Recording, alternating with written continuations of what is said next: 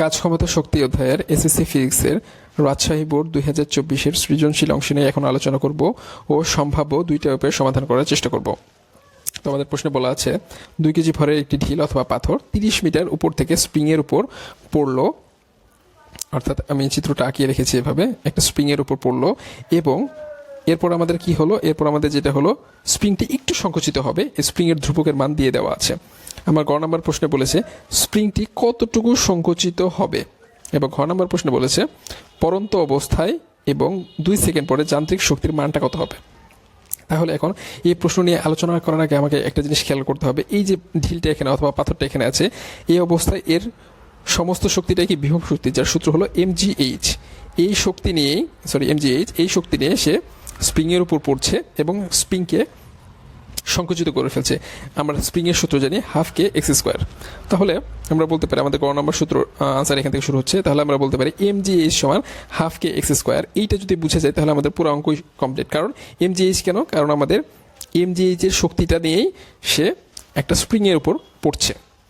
তাহলে আমরা বলতে পারি mgh সমান হাফ কে এক্স স্কোয়ার। এরপরে যদি আমরা এটা ক্যালকুলেশনটা করি, ক্যালকুলেশন আমরা কি দেখছি, একটা আর আমাদের একটা আর আমাদের গুণ হবে। গুণটা কিভাবে হবে আমি একটু দেখা দিচ্ছি, এটাকে একটু কেটে নিলাম। হ্যাঁ, আমাদের 2 এর সাথে mgh এর গুণ হচ্ছে, তাহলে 2 mgh হয়ে যাচ্ছে, আর এদিকে হাফ তো আর থাকলো না, কি এক্স স্কোয়ার থেকে গেল। তাহলে আমাদের এক্স এর মান যদি বের করতে চাই তাহলে আমাদের কে দ্বারা ভাগ করে একটা রুট করে দিব, তাহলে আমাদের মানটা চলে আসবে 0.1 মিটার। এই অঙ্ক আমাদের খুবই ইজি, কিন্তু আমাদের ঘ নাম্বার যেটা বলেছে পরন্ত অবস্থায় এবং 2 সেকেন্ড পরে যান্ত্রিক শক্তিটা কেমন হবে, অর্থাৎ পরন্ত অবস্থায় যদি বলে আমাদের চিত্রটা কেমন হবে, আমাদের চিত্রটা বুঝতে হবে। অর্থাৎ পরন্ত অবস্থায় যদি আমি চিন্তা করি তাহলে আমাকে কোন পয়েন্টটা নিয়ে চিন্তা করতে বলেছে, অর্থাৎ এ বিন্দুতে এটা পরন্ত অবস্থা, যদি 2 সেকেন্ড পরে কি হবে সেটার জন্য আমি ধরলাম 2 সেকেন্ড পরে আমাদের বলটা পি বিন্দুতে আছে। তাহলে পরন্ত অবস্থা এবং 2 সেকেন্ড পরে আমাদের কি বের করতে হবে, যান্ত্রিক শক্তির মানটা বের করতে হবে। তাহলে আমি ধরে নিলাম এ বিন্দুতে সর্বোচ্চ উচ্চতায় আছে, পরন্ত অবস্থায় আছে এ বিন্দুতে, আর 2 সেকেন্ড পরে আছে বি বিন্দুতে। তাহলে এ বিন্দুতে বিভব শক্তি আমি কিভাবে বের করব, আমি যদি শুধুমাত্র এ বিন্দু নিয়ে চিন্তা করি তাহলে আমাদের এ বিন্দুতে বিভব শক্তির সূত্র হলো mgh। তো আমাদের mgh যে বিভব শক্তির সূত্র, আমার এম এর মান তো 2, জি এর মান হলো 9.8, এইচ এর মান কত, এইচ এর মান হলো বিভব শক্তি হিসাব করতে হয় সর্বোচ্চ উচ্চতা থেকে। আমি আবার বলছি, বিভব শক্তি হিসাব করতে হয় সর্বোচ্চ উচ্চতা থেকে। তাহলে এখানে আমাদের সর্বোচ্চ উচ্চতা কত আমি বলতে পারি, সর্বোচ্চ উচ্চতাই তো 30, ভূমি থেকে আমাদের সর্বোচ্চ উচ্চতা 30।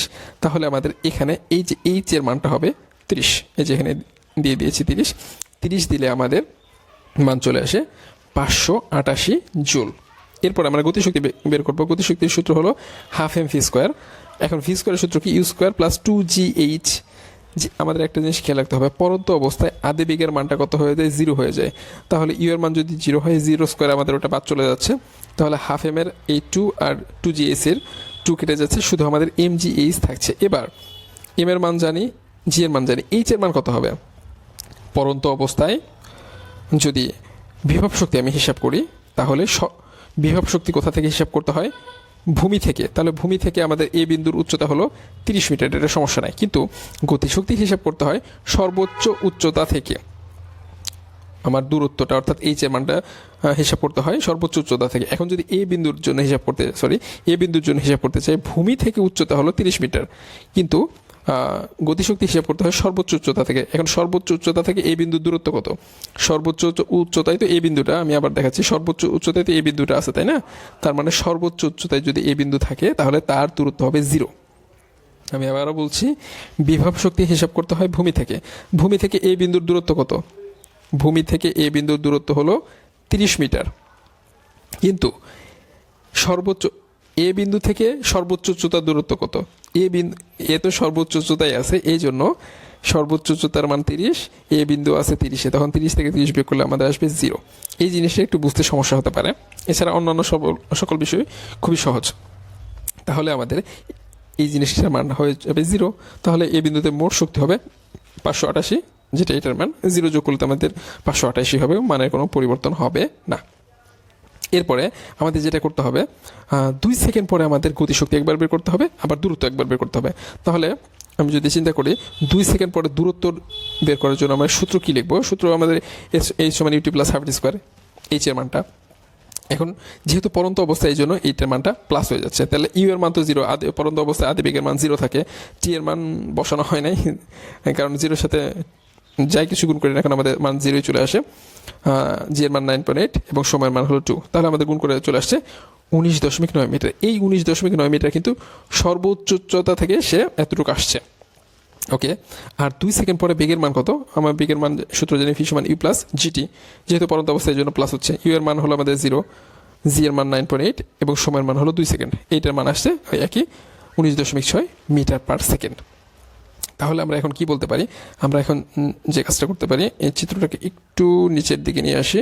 তাহলে বিভব শক্তি যে আমি হিসাব করবো 2 সেকেন্ড পরে বিভব শক্তি আবারও বলছি কিভাবে হিসাব করতে হয়। বিভব শক্তি হিসাব করতে হয় ভূমি থেকে। তাহলে পি বিন্দুতে টোটাল দূরত্ব হলো 30 মিটার আর সর্বোচ্চ উচ্চতা থেকে এটার দূরত্ব হলো 19.6 মিটার। তাহলে এতটুকুর দূরত্ব কত হবে? ভূমি থেকে বি বিন্দুর দূরত্ব কত হবে? 30 থেকে আমি 19.6 বিয়োগ করলে পাই 10.4 মিটার। এম এর মান 2, জি এর মান হলো আমাদের 9.8। ওকে, তাহলে আমি বিভব শক্তি বের করে ফেললাম। এখন গতি শক্তি বের করার বেলায় কি করতে হবে? Half M V square. 2 second পর আমি বেগ কিছুক্ষণ আগে বের করে নিলাম। 2 সেকেন্ড পর আমাদের বেগ কত? 2 সেকেন্ড পর আমাদের বেগ হলো 19.6। এই যে আমাদের 2 সেকেন্ড পর আমাদের বেগ 19.6। এই মানটাই আমি এখানে জাস্ট বসিয়ে দিয়েছি। এই 19.6 এর মানটাই এখানে আমি জাস্ট বসিয়ে দিয়েছি।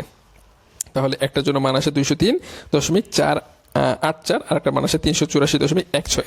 এই দুইটা যোগ করলে আমি আবার মান পাই 588। অর্থাৎ এ বিন্দুতে মান ছিল 588, বি বিন্দুতেও মান 588।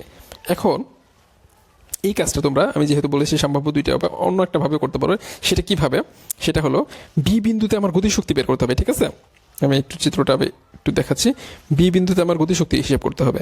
তো গতিশক্তি কোথা থেকে হিসাব করে? সর্বোচ্চ উচ্চতা থেকে। আমি কিছুক্ষণ আগে হাফ এম ভি স্কোয়ারের মান সেটা এম জি এইচ হয়, সেটা কিন্তু আমি দেখিয়ে দিয়েছি, কিছুক্ষণ আগে দেখিয়ে দিয়েছি। ওই জিনিসটা আমি এখন ব্যাখ্যা দেবো যে বি বিন্দুতে গতিশক্তি জাস্ট আমি দুইটা উপায়ে করতে পারি। বি বিন্দুতে কিছুক্ষণ আগে কিন্তু আমি গতিশক্তিটা বের করলাম, এবার একটু এটা অন্যভাবে বের করব। কিছুক্ষণ আগে হাফ এম ভি স্কোয়ার দিয়ে করেছি। এবার গতিশক্তি বের করার সূত্র হলো হাফ এম ভি স্কোয়ার সমান ইউ স্কোয়ার প্লাস 2 তাহলে আমার 2 কাটা গেল, শুধু এম জি এইচ থাকে। এখন আমাদের জি এর মানটা তো 9.8, এম এর মান 2, এইচ এর মানটা কত হবে? 19.6। কেন? বিভব শক্তি হিসাব করতে হয় ভূমি থেকে। ভূমির মান ওটা বিয়োগ করে পেয়েছি 10.4, কিন্তু গতিশক্তি হিসাব করতে কই থেকে? সর্বোচ্চ উচ্চতা থেকে। সর্বোচ্চ উচ্চতা থেকে মান কত হবে? 19.6। এখন যদি 19.6 মানটা আমি এখানে যদি বসিয়ে দিই এম জি এস এই সূত্র দিয়ে হাফ এম ভি স্কোয়ার না করে, তারপরে কিন্তু আমার আনসার একই আসবে 384.16, যেটা এর আগেও এসেছিল 384.16। তো এটা আমার দেখানোর উদ্দেশ্য হলো যে আমরা তো একটা ফিজিক্সে একটা কয়েকটা ভাবে করতে পারি। সেটা হলো তার নমুনা। এই প্রশ্নটা আরেকটু যদি ঘুরায় বলে যে এ আর বি বিন্দুতে আর বি বিন্দুতে শক্তির সংরক্ষণশীলতা নীতি মেনে চলে। কিভাবে সম্ভব? এ বিন্দুতে টোটাল আমাদের যে শক্তির মান সেটা ছিল, বি বিন্দুতে টোটাল শক্তির মান হলো 588। এ বিন্দুতে দেখো, এ বিন্দুতে আমাদের শক্তির মান হলো 588। অর্থাৎ এ বিন্দুতে যা শক্তি বি বিন্দুতে একই শক্তি, যেটা শক্তির সংরক্ষণশীলতা নীতিকে মেনে চলে। তো আমাদের কোশ্চেনগুলোকে যদি এভাবে আমরা বুঝে করতে পারি, তাহলে কোশ্চেন বিভিন্নভাবে ঘুরিয়ে পিছিয়ে আসুক না কেন, ইনশাল্লাহ আমাদের আনসার করতে সমস্যা হবে না। কিন্তু মুখস্থ করে অথবা অন্য কোনোভাবে যদি আমি মেমোরাইজ করার চেষ্টা করি, তাহলে কিন্তু পরীক্ষার মধ্যে ভালো ফল আশা করা যাবে না।